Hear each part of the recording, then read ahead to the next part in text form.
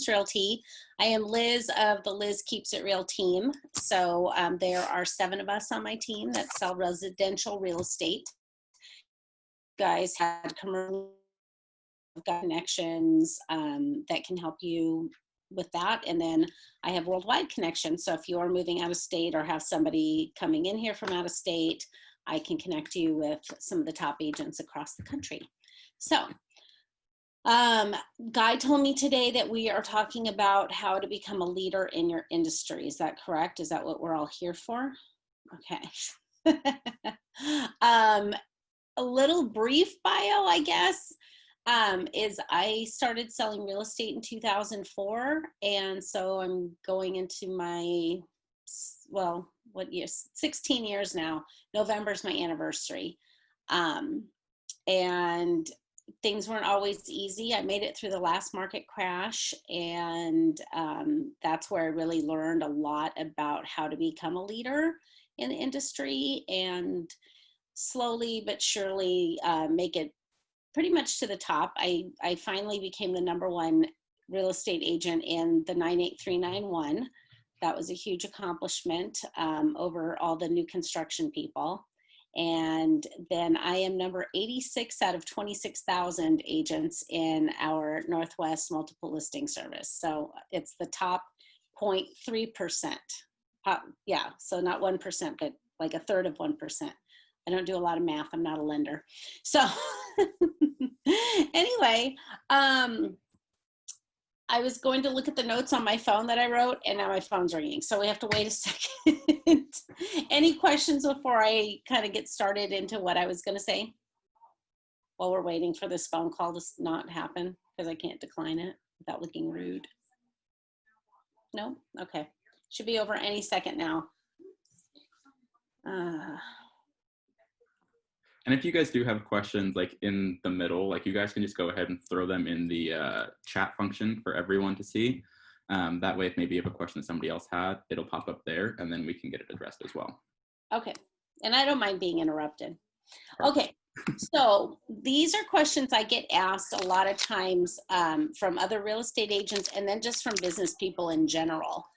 Because they want to know, well, how'd you do it? And it's like, you know, that poster, you see those inspirational posters where it shows the iceberg of like success, but it doesn't show all like the stuff underneath, you know, of what got you there.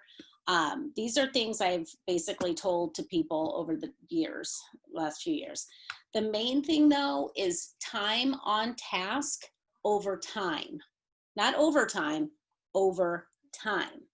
So the first time I heard this, I didn't really understand the saying. And then I was trying to explain to somebody, like, you just have to be consistent and and it's, you got to spend time on the tasks, and then over time, they will come to fruition. And then I was like, oh, that's what that means. Time on task over time. So yes, sometimes it's not sexy. It's not glamorous. It's not always fun. It's the grind, and it's being consistent. There are things, and I don't know if it's like this in every industry, but in real estate, the general personality profile that's attracted to this line of work is somebody who's very much like, oh, squirrel, oh, shiny object. And they'll try something for 2 months or 3 months and go, oh, this doesn't work. I haven't gotten any new customers from this. This is stupid. And they'll go on to the next thing. That's the biggest mistake you can make. So you got to just be consistent. Now, after a year or something, if you're not seeing results, then it's time to ditch that and move on. With that being said, though, tracking what's working and what's not working is unbelievably essential. I'd say it's #1 because we get in our heads, we like to think things are working, especially if we're paying a lot of money for them. Well, it's got to be working. I'm paying $1,000 a month for that. Well, are you? I mean, is it working? Is it, you know, so you got to know your rate of return on things. The other thing I always have to explain to people is to have huge success, you've got to take some big risks and be okay with failing. A big saying in my industry is fail forward, because you don't learn lessons from your successes. You only learn lessons and how to grow from your failures. So I've had this conversation with my son, he's 12 now, several times about he doesn't want to try something.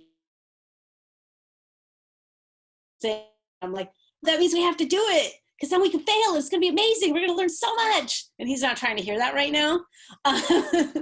But you have to be okay with looking stupid or getting made fun of. Or I'm friends with somebody now that one ad campaign I was doing, they basically like high school bullied me over, like made fun of me on Facebook and all this stuff.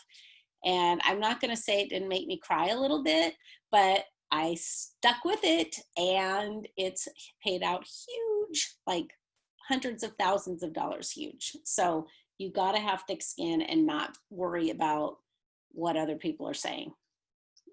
Okay. Yeah, so no risk, no reward. And on that note too, there's a saying that fear is just excitement without the breath. Meaning fear is the same emotion as excitement. It's the same physiological response in the body. But if you think about it, when we're scared, we don't breathe, right? We're like, oh, hold your breath. And you just kind of like brace yourself. But when you're excited, you're like, yes, this is going to be great. You know, and I think of like going on a roller coaster. It's like, yeah, it's scary, but it's exciting. And you breathe through it. When something's scary, you just kind of like tense up and hold your breath and wince and just, it's not fun. So when you're going to take these big risks and go for it, you got to breathe through it because it's the same physiological thing happening in your body. Another thing I tell people, especially new agents, and this goes for any business, is how you show up here is how you show up anywhere. And I say this all the time. I say it to my kid. I say it to everybody. So if you show up like a soup sandwich at, you know, this thing, people are going to remember that. And so when I used to be a cop, I was a detective for King County Sheriff. And right off the bat, I was successful as a real estate agent because those people were using me, even though I was brand new. I didn't know what I was doing. And I was like, you're trusting me with this? Why are you hiring me and not the agent that helped you buy this house or whatever? And like, kind of that same, and I'm going to screw this up, but a leopard doesn't change its spots or something, or I don't know, like how you, and they'd say, you are relentless at work with your detective, with your cases. You don't quit. You don't stop till you find them. You're a pit bull, you know, whatever. So how you're going to be the same with my real estate transaction. And it's true. So I always tell people, like, just because you're working with your friend or, you know, just because you're going to this thing and you're not trying to generate new leads doesn't mean that people aren't watching you. Everybody's watching you all the time. So I'm not saying I don't like that I get all dressed to the nines to go to Fred Meyer or Costco, but I damn sure don't go in pajama pants. Like I pull it somewhat together. You know what I mean though? I just, yeah, like, and Guy knows this about me. You'll never see me really drunk at a party. Nope, because I can't afford it. It's too expensive of a lesson. Because if people see me woo on the tables and taking my shirt off and doing all sorts of crazy things, are they going to want to hire me to represent them in $1 million transaction? Maybe not. And if they do, I should probably be concerned. So how you show up here is how you show up everywhere. Big lesson. Another one is mindset. And this is another thing I have to talk to people all the time. It's like that Henry Ford quote, if you think you can, you're right. And if you think you can't, you're right. So you got to believe in yourself and you've got to believe in great outcomes. It's, you know, I cringe when I hear people like, well, I'm going to do this thing, but I'm sure it's not going to work anyway. And it's just going to be a total waste of time. And I'm like, oh my God, stop. You know, you got to believe that this is going to work. You got to believe that you're going to succeed. And I'm not going to get too woo-woo on you about it, but mindset is so important, especially for those of us that are self-employed, because every morning we wake up unemployed every single day, and we have to get out there and go get it. And even when we get it, even if guys like, okay, I want you to help me buy a house, I this morning sleep in and be like, cool, I got the job. I'm still unemployed. I got to go find someone else. I got to hit Olivia up next or something, you know?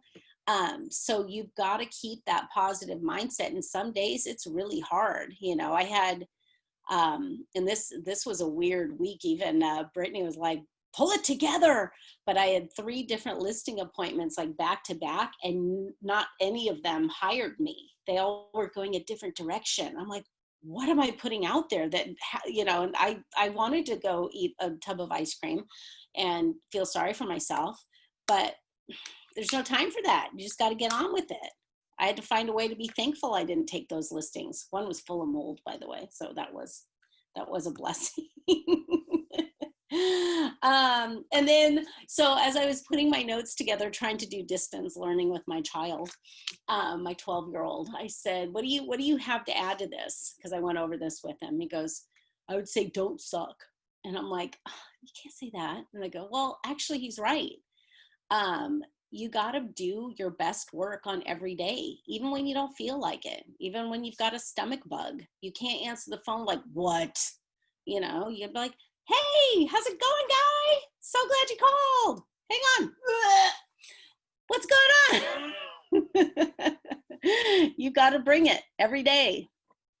So, as in the words of a 12-year-old, don't suck. Do good work. That's all I got for being a leader in the industry. Questions, comments, concerns? Thank you, Liz. I mean, I wrote down at least 8 things right here that I can certainly take to my teams, and I super appreciate that. As far as ownership, I think you're right. We all own ourselves, right? So one that I like is your success and your failure is entirely your fault. Oh, yeah. And you know, a lot of times people think that they're in a path that's just they can't get out of. The problem is that they know how to succeed. They just have to change their audience. They have to change their environment to allow that path to be, you know, put out there for them. So, so we all own our success and our failure every single day. Mm-hmm. But you can't be afraid of the failure part. There's so many people that are so afraid to fail or look stupid or look silly or whatever, and you can't. And when I do get in my head about that kind of stuff, I think, what do I care more about? Looking stupid in front of strangers I'll probably never meet, or making the best life for me and my son and traveling the world and having the things I didn't have as a kid? Okay, I choose that. Liz, I was going to mention with the failure part, I recently heard something, make it yourself a failure resume, because Yes. people always tote their successes and they don't realize what you had to fail at in order to get where you are. Especially like on social media, we only post the good stuff, but there's so much bad that we have to overcome to get there. Totally. Very true. Yeah, actually, when we interview for anybody to join our team, one of the questions is, tell me about one of your biggest failures. It could be personal, it could be professional. And then the follow-up question is, what did you learn from that? Because that tells you a lot about a person. Elizabeth Kraus messaged, I really needed to hear the permission to fail message today. And then she had to jet off to another client call. But yes. She said a big thank you. Well, good. Yeah, I think that's the difference that between, because I'm addicted to all those shows like The Profit and even Bar Rescue and all those like businessy shows, that Tabitha's Salon Takeover, when that was on several years ago. And because I study people that are successful and not successful, and it seems the ones that are successful are the ones that aren't afraid to fail. Yeah, I think that's super important. Like, I know just like in my personal business world, with MCE or with the chamber, like that ability to kind of like not be afraid to fall, like you said, fail forward. Right. and I know there's a lot of big companies, like even Amazon's like, fail forward, fail often. Like it gives you that path to growth. Where you're learning and you're continuing to kind of improve on your processes until you have one that's successful, and then you improve further on it. Mm-hmm. So For sure. I totally agree with that. All right. I took lots of notes today. I love this type of stuff. Oh, good. I pulled it together this morning. Well, because I take a lot of calls from a lot of new agents or even seasoned agents, and I feel like it's the same coaching call, all the time with, have you been consistent with this, or are you having a fear of failure, or, what is your issue today? Like, how are you showing up? So cool. Yeah, I totally agree with it. It's that fail forward, fail often, keep yourself positive.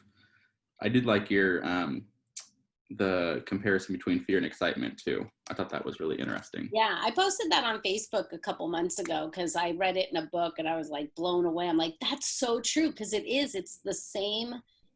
The body response, the sweats, the butterflies, all the things are the same.